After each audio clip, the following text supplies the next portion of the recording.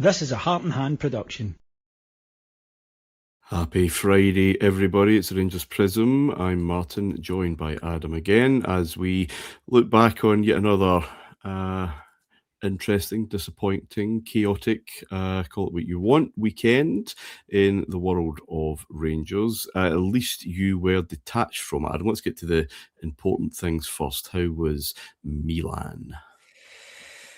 Good, thank you. I'd be lying if the result didn't put a dampener on most of the afternoon, I would say. But yeah, it was a good break. San Siro is epic. It needs to be seen to be believed. I think Old Trafford is just a couple of thousand more in terms of capacity, but San Siro felt 50% bigger than that in terms of the structure, all the walkways around it, and all that. Obviously, just add to the size. So yeah, it was terrific. Atalanta the night before was the other end of that. It was 25,000 people, and it turned out quite an exciting game. So yeah, all in all, it was good. Apart from those, I was going to say 90 minutes, but what 130 minutes in the middle of Sunday. Which, I mean, I would love to go into detail on the Milan derby, but I'm afraid we have to kind of look closer to home. Quite a lot of allusions and comparisons made with 2016, Adam, and the Scottish Cup final, given the events that happened immediately post-match. And like that, on that occasion, I think Mark Warburton got off quite lightly with how he set up that day and how Rangers performed that day, because the narrative, understandably, was elsewhere. It was about crowds and behaviour and whatever else. And it was the end of the season, right? So I don't think he even did an interview from memory after that. There's maybe an element of that this week, that everything has been about behaviour and response, counter response, and planning, and disgraceful scenes and what have you, and everyone waiting for clubs to comment. Let's talk about the game, because at half time I was feeling all right, because there was no danger we had blown out our arse, which I was obviously worried about given what happened the week before. I thought we were in broad control of it, with the promise, as I expected, the second half now really put them to the sword. So we never got the kind of thunder and Red Bull action of the week before, but we did get a bit of control. How, again, do we find this balance between just controlling elements of a game, but being able to say, now we go, now let's really kind of kick on? Because it must be far, far more difficult than it is to say on here. Well, it must be, but I come back to this. In Rangers world, we seem to make everything 10 times more difficult than it probably needs to be. You see we talk about, Fashion Sakala or Jiri Kasama can only play in these situations, and this player can only play in these situations, and it makes everything more difficult, because if you have a team full of trade-offs, then you're going to have bumpy games. I actually thought this was the most balanced approach to a game for Rangers in a while. Certainly these last three Old Firm games have been game of two halves. So I think over the piece, Rangers deserve to win for sure in terms of the chances created. We know it's a cup game. We know that matters. It doesn't matter anything really in an Old Firm game in general. But given Celtic had one shot, I don't really think anybody could disagree. Certainly with the pressure Rangers had. I thought we nailed that, and I'm keen not to say everything was great, but I certainly thought we nailed that balance. I don't really buy Celtic sitting back and waiting for us to sort of tire out. If they did do that, as you might expect, they didn't really come out all guns blazing at any point. So I'm inclined to believe that is more Celtic didn't want to get into the same game as last week in the first half, because they knew that they should have been blown away. So that maybe speaks a little bit to Celtic's mentality there as well, because that wouldn't have been the case a couple of years ago. like we said last week, they probably came and would have been delighted with a draw, would have been over the moon with a draw, given how the first half went. And I think this was probably the best possible outcome for them. They didn't really want to get into that slugging match again. And I thought we controlled it. And a big part of that, certainly for me, was Fernandez and Nasser Djiga. He's been good, Djiga. Fernandez has been good since longer than people would like to admit, but November time, I think, certainly since he came in, on the whole, he's been excellent. I thought he was good again at the weekend, but Djiga just offered that little bit of assurance that he's been quietly building for the last couple of weeks, way back to how we felt about him maybe July, August time. I'm not sure what's changed there. Maybe just a bit of time out of the limelight to recompose and digest all that sort of stuff. Maybe it's the fact that John Souttar, like we said last week, seems to be doing his best to throw in a goal every game. I don't know whether that's a pattern or whether it's a coincidence or not, but all of those defensive performances that we had kind of December time, which were overplayed. We spoke about that. We literally won 1-0, sometimes with the only shot, a set piece. It was unrealistic to expect that to happen. But the fact that the goals and chances conceded have flipped so severely with John Souttar coming back in probably needs to be a factor, if not the main factor. He certainly added a lot of frustration to me in the pub at the weekend, but I think visibly to his teammates, where he was on for about 15 minutes and probably could have sold 3 goals. Not real opportunities, but just dangerous moments that gets caught under the ball or gets caught wrong side. Those things have an effect. Those things don't happen in isolation and then the team forgets about it. That has an effect on the team. Do we go all out attack in these last 10 minutes or do we not because someone's struggling at the back? Those are psychological things that have an impact. But before that, I thought Djiga and Fernandez just been able to step up a little bit higher. I think we gave Celtic too much grace in the second half of the league game. I think Maeda, Tunecki, Hatate got too much space to get on the ball, start to make passes. I think with those two centre halves squeezing up, and Chukwueze, who I have to say I thought was excellent when he came on, certainly for that hour that he was on, or 75 minutes that he was on, I thought he was terrific, just doing what you want him to do, breaking up passes, keeping things going. Those three, I think, acted as a really, really solid base that helped us control the game. The issue here is obviously the attacking side of it. So there are two sides to roll. We know that. There's the overly conservative approach, which has maybe been utilised more at home, maybe understandably in some respects, maybe not. And then that balls to the wall Red Bull football that we've seen in the home league games since January. So there's two sides to it, and striking that balance is going to be difficult. I think ultimately these things come down to moments in Old Firm games, and you've got key moments that, again, Rangers attackers are not taken. And I think that is ultimately where things fell. I would be quite comfortable to say that Rangers lost this game rather than Celtic winning it. Penalties are a lottery, of course, and we can come on to that. I've got some thoughts on the penalty takers, set up, execution as well. But ultimately, in those moments, you need to hold your nerve, and Rangers didn't. So what they did over the first 120 minutes, all that good work really doesn't matter very much because no one will remember it. They'll just remember that Rangers went out of the Scottish Cup to a terrible Celtic team. Yeah, they really did. Djiga and Fernandez then, and Sterling and Romans just as a four, I thought were far more comfortable than we've seen for a while. And I'm really conscious that we are two bald men who have never kicked the ball in serious anger. But even we can see the difference in other players once those substitutions, it must be said, it wasn't just Souttar later on to break up. And again, go back to my point last week, Adam, we quite often have a really nice thing going attacking wise, like the league game, the first half. And if you remove a player, it's kerplunk. We had a good thing going in the cup defensively. And if you remove a key component of that, it's kerplunk. Yeah. That's still an issue until our squad is deeper and better. That's always going to be an issue. Going back to Danny Röhl and his difference between being a coach and a manager, making big, brave calls. Djiga and Fernandez looked secure before Souttar's return.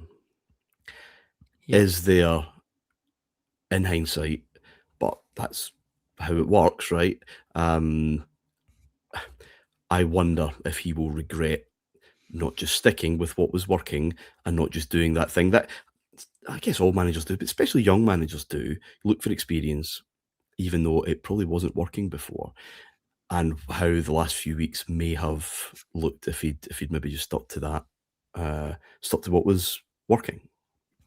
Yeah, and this is the thing that we speak about all the time. Because a league is competitive doesn't mean it's good. Because you're older doesn't mean you're experienced. Like, it's, I hate when we try and everyone tries to put things into these little narrative boxes and bubbles and say we need John Souttar to play because he's experienced and he knows the league. When it comes to it, everything has happened before. Every possible outcome has happened before. You go with what helps you win a game, what helps you build your team. And I think you're spot on.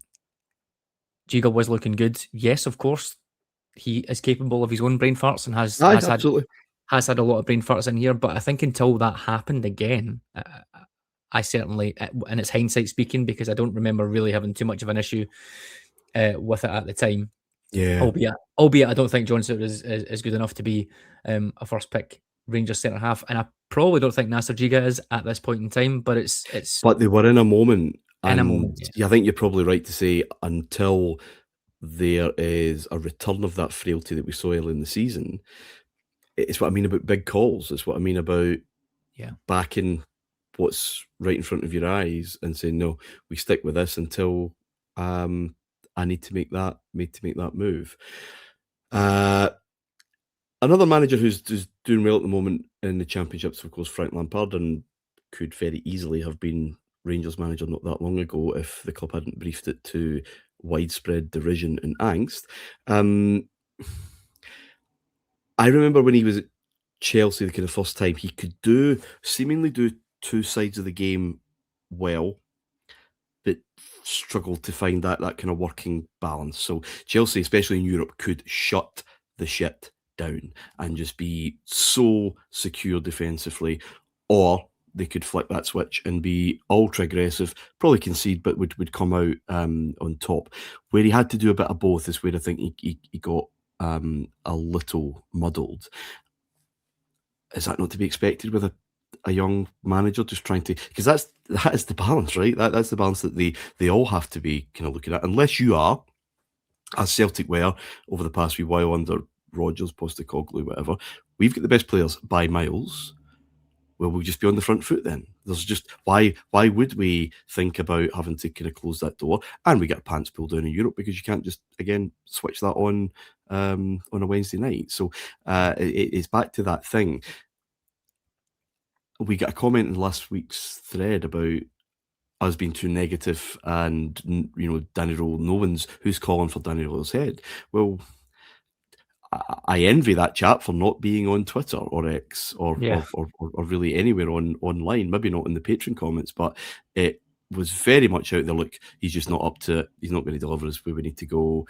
Gerrard's waiting, and quite a few people now saying be expecting him returning. And I've said before a million times, a hell of a lot of projection on that particular option that I think is misguided and misplaced.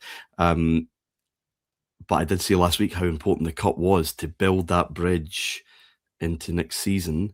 And I mean, how do you see it at the moment? I mean, you're absolutely right. It's penalty kicks, it's the cup, 9 finals and all that. It's easy to say that kind of thing, but he is up against it, and the club are going to have to show, I think, a lot of strength, I think, if the season fizzles away, and stick with it.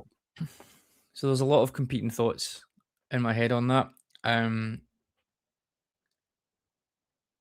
Everyone was raising the white flag after the league game. I think, again, I'm not sure for those 120 minutes that looked like a team whose race was run. I think they dominated the most one-sided Old Firm game I can remember, really. So you could take a bit of comfort from that. You get a bit of a kick and you get a bit of a kick to that in penalties when the mentality needs to be there for penalties, and I think that starts with the captain always for me, but also I think that sets the precedent, because when does he ever go down the middle? Ever?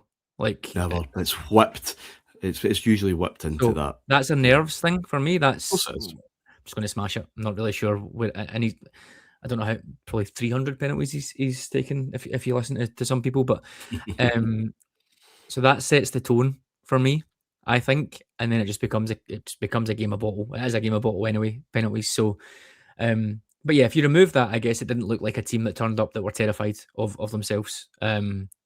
Anyway, so could possibly take a little bit of comfort from that. In terms of where things are left, I do still think there's going to be lots of twists and turns, and I have to come back to this point. It's not a normal season.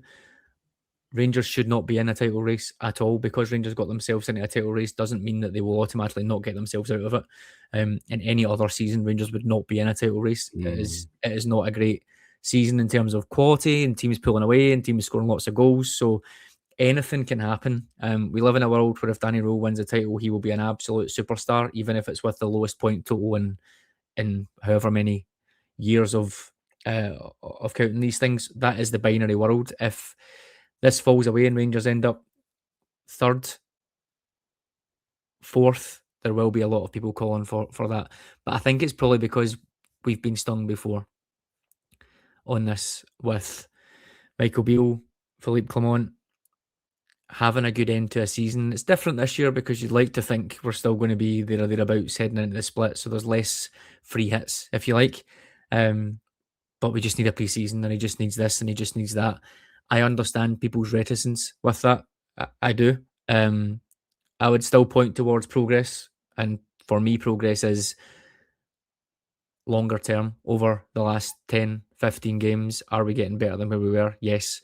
Do we think that is realistically going to improve enough and we can give the manager enough tools to go and make a good run at that next season? I'm sure they'll always say yes until they say no. So I don't think you can really make those definitive statements at all, really, because you never know what's going to happen. Like I said last week, no one thought after that Tynecastle result in December that Rangers would go on the run that they did and get to where they had to be.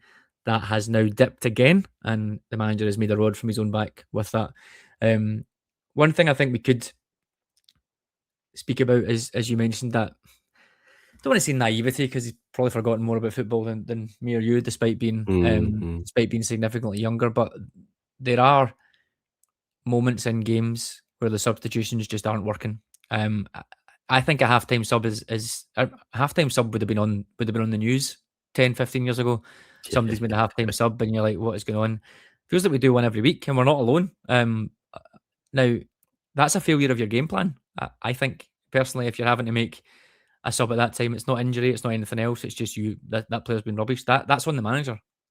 That's getting something really badly wrong. The fact that we have to do that so often isn't great for me.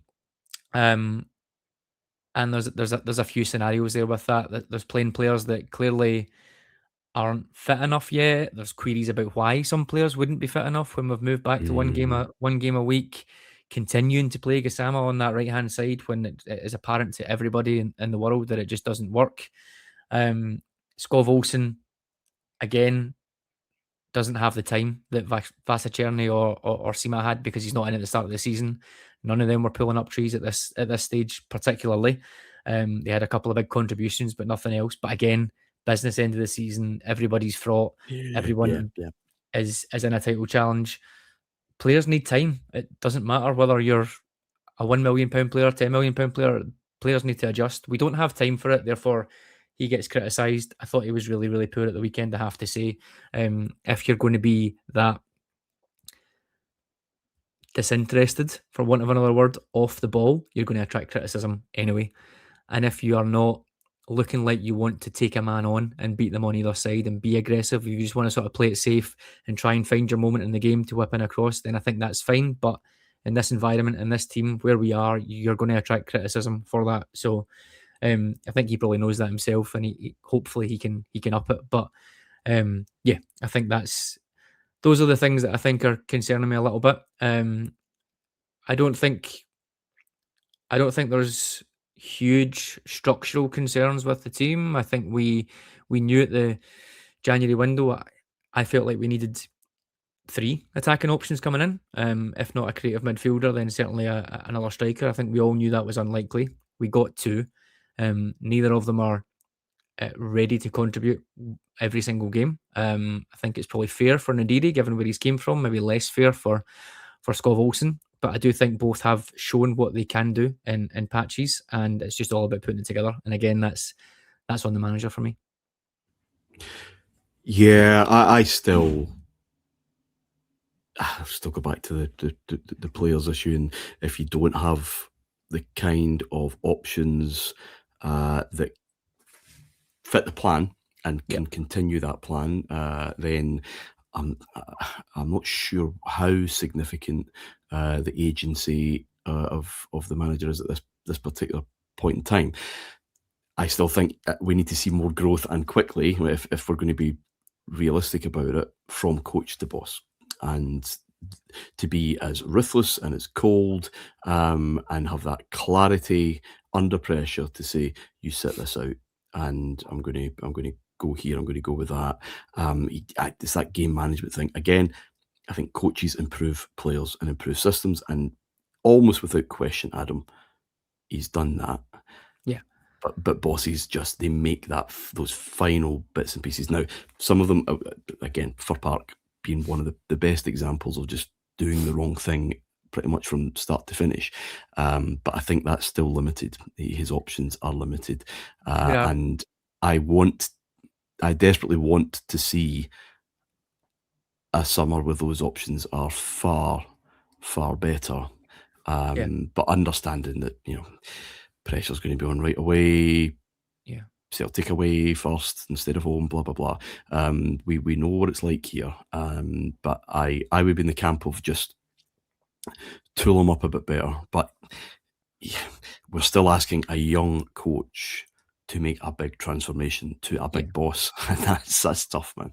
Yeah, what I would, just before we move on, what I would say on that is there obviously have been some examples of him making some tough decisions. Like Tavernier hasn't played huge amounts recently. Stelling has been preferred, and that makes sense. Again, that makes sense from a age point of view, but also from a what Danny Röhl wants from his players' point of view in terms of Stelling. I think he absolutely fits that. The obvious ones that we mentioned before are maybe playing Chermiti up top on his own, playing Gassama on the right, and then probably this, and again with hindsight, bringing Suter back in. Again, what I would say though is you look to have learned the lesson from that, or he was probably culpable that Suter looked terrified in the league game when Maeda moved into the middle, dropped back 10 yards, therefore everybody drops back 10 yards. That wasn't the case at the weekend. Maeda playing through the middle, Djiga dealt with him very well. We could handle his pace. There was a little chop that I quite liked as well to get away from Maeda. They bring the ball out well, Adam. I thought both of them. Yeah. It wasn't just a bit of organisation. There's no panic. So it means that Raskin doesn't need to step into the defence because they both bring it out. He can play higher. You can press up. You can be more compact. It really, really helps. So yes, it was a mistake. I think bringing Suter back in. Probably wouldn't have brought him on in the game if I'm being brutally honest. But again, you don't know what Djiga's fitness was like at that stage. You must assume there's. So there are points where he's learning from his mistakes, but ultimately we need perfection, and it's a young manager that isn't going to get everything right. So I would probably tie those decisions to. There are some that we could say have shown that he could become a really solid, experienced manager. A bit to go in some of the other ones, but again, that's what we've hired. That's where he is. It's not a finished article type thing. He himself will say that. Most managers will say they're never the finished article. It's going to be bumps and bruises. It's just unforgiving for us. It absolutely is. So that's the present. A wee look to the past then. I'll be honest, mate. Rangers don't like marches. Ironic, some might say. Even in the glory days, it's a kind of not stumbles, but maybe a bit of a complacency. And then, I don't know if the clock's going forward, it's like, right, let's put the foot down and kind of see this home. But I'm going to use one as a bit of a jumping off point on a couple of things. 10th of March 1993 was a Wednesday evening. I think we maybe picked up from school or ran home from school and then straight in the car up to Perth because Rangers were playing St Johnstone with my dad, and we had just been to Bruges the previous week, where Rangers obviously got a point in the Champions League. And I remember on the way up basically saying, well, this is youthful idiocy, because Rangers haven't lost a game since August, right? We're never going to lose a game again. I mean, this is just non-stop. We are unstoppable. This is the best there has ever been, and it will never end. My dad, of course, knew tougher times than I had, and assured me that it would, but also impressed on me to enjoy this. And fittingly, Adam, given where you were last week, my other little love was AC Milan around this time, who hadn't lost a game that season either. I think they might have gone undefeated in the league the season before. This is Capella's Milan, obviously. My aunt had worked in Milan at the time. She was at La Scala, and she brought me loads of AC Milan stuff back. So I did have a real fondness for them, going back to, again, being told to stay up or being allowed to stay up to watch highlights of, the European Cup finals that they'd won and all of that. So I think about talking about them as well. As, these two teams, they just look absolutely impressive. And I fully expected both of them to meet in Munich in the Champions League final. So I believed in everything, Adam, at that time. Rangers were terrible that night. We drew 1-1. McCoist, of course, scored. I think it was the equaliser. It was a scrappy goal. But we kept things moving. And on the way home, I think it must have been Radio Scotland and the news and sport bulletin, with the kind of gravity that newscasters pretty much only reserve for a prime ministerial resignation or something. AC Milan have lost a game of football. They lost to Roma in the first leg of the Coppa Italia semi-final. They lost 2-0. They wouldn't recover it. And there was a bit of a stumble, for the end of that season. They'd won the league in kind of dubious circumstances, it must be said. Fiorentina fans will remember. They also lost that Champions League final in a very anemic display. They'd have their moment again the season after, obviously. But I guess this great era was coming. The Saki Capello era was coming to a conclusion. And it just felt impossible. And I guess that lesson in history that you don't see the decline necessarily. You certainly don't see the cliff edge at times. I think of my dad coming home from Parkhead that night in 1979, where Rangers are ahead at Parkhead, a man up, and could have effectively won the league. Didn't. Celtic won the title. And he must have been devastated that night. But Rangers were very close to winning, a third treble in 4 years. They were second favourites for the European Cup only a couple of months before. Yeah. The next 7-8 years would have been unthinkable. For me and you, I imagine, coming back from Hampden in May 2000 after scudding Aberdeen 4-0, could have been 14, 21 points or whatever it was that we'd won the title. If he told us that in that decade, Rangers would be in a European final and Dick Advocat would be the one holding the trophy, you'd be like, yeah, of course. Like we're just unbeatable. Again, we didn't know what was kind of coming next. Same for Celtic in 1989, that Scottish Cup final, my first Old Firm game, and they celebrated long after stopping our treble. They couldn't have imagined it'd be 7 years before, or 6-7 years before they saw a trophy again. You just never know when that complacency, that rot is in and clubs are teetering. And yeah, this year is a funny year. If Hearts do it, I'm sure it'll be seen as, oh yeah, that year. But there's only so long a house divided can continue. And another lesson why Rangers, the board, the owners, need to just keep the head. The fans won't. That's what we do. We're emotionally driven and invested in something over which we've absolutely no control. Of course, it causes a lot of stress and knee-jerk. But that thing where everything in front of you seems golden, you don't see the rot that's there. You don't see the problems that are maybe ahead. And just to remember that and these very frustrating weeks that we're in. Yeah, I think the thing about modern football now is that the eras are a lot shorter, and there's no there's no dynasties. Are we in the middle of a dynasty at the minute in the big leagues? Bayern, I guess. But and I think that is because of how accessible everything is now, whether it's scouting, whether it's transfers, whether it's media. Teams, the best teams, get 2 or 3 years at the top now. So those, as in the iteration of that team. So I think it probably is a little bit easier, I think, or it's probably harder, I should say, to say X club is going to rule for the next decade, because you have no idea. You could be playing the Champions League in space in 10 years' time, the way that these things are going. So it's really difficult to know on these things. So yeah, it's interesting to raise the parallel. I agree with you. I think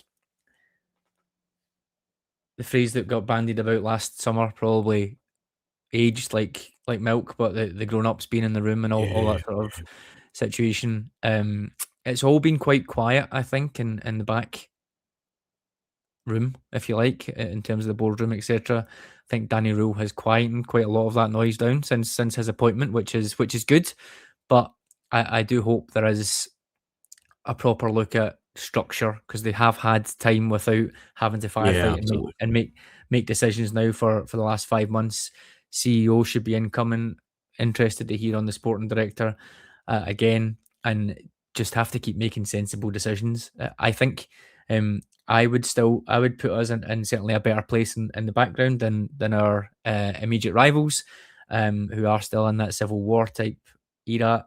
It would be quite the thing for them to pull a rabbit out of the hat and have a manager in the summer, given all their strife that's going on in the background. The caveat of that is it would be a very Celtic thing to do, and they've done it before.